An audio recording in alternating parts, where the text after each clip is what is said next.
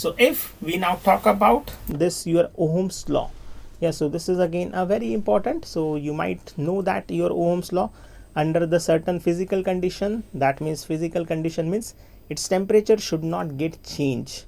Yeah, so we mostly apply that Ohm's law for your conductor. Yeah, so its temperature should not get changed, and if we apply that your potential difference across it, yeah, so this is how I can show that. I'm just showing these three batteries, and according to which definitely let's say this is V1, V2, V3. Yeah, so let's say it is of each of 5 volt. Yeah, so initially just connect this V1 itself, measure the value of current I1, then again add another battery, again same measure the value of current. Yeah, so likewise you will find that the current is proportion with the voltage. So again I will say that proportionality constant is nothing but 1 upon R. So this one you can write it down, your V is equals to I into R. Yeah, so this is what we know about this your Ohm's law. Again this voltmeter, so which is always connected in parallel, and this ammeter that we are going to connect in the series to measure the value of current and to measure the value of your voltage over here for this particular case. So if I just draw that graph, yeah, so now just you have to take the different readings for your voltage and current. So if you see the slope for this graph, so definitely that is a delta I upon your delta V, and again this slope also you can write it down, that is a 1 upon resistance for this particular case.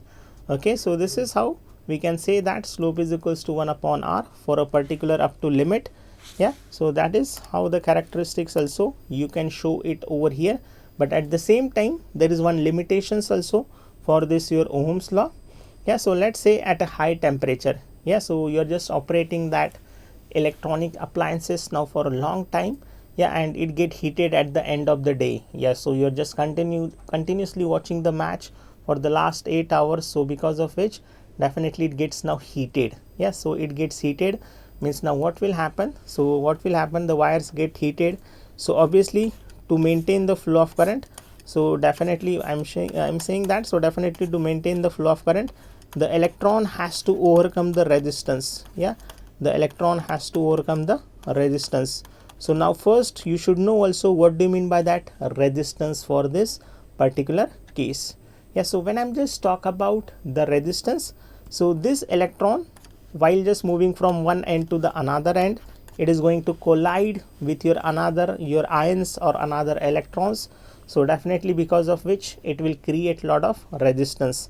Yeah, so now when the temperature gets increased, you can say that the electrons are just vibrating with more amplitudes, they are just vibrating with more amplitudes, and then in that particular case once this amplitude of vibration starts increasing because of that temperature, yeah, so even if you increase then this external voltage, you will find that the current has not increased because there is a lot of resistance for the electron to move from one end towards the another end.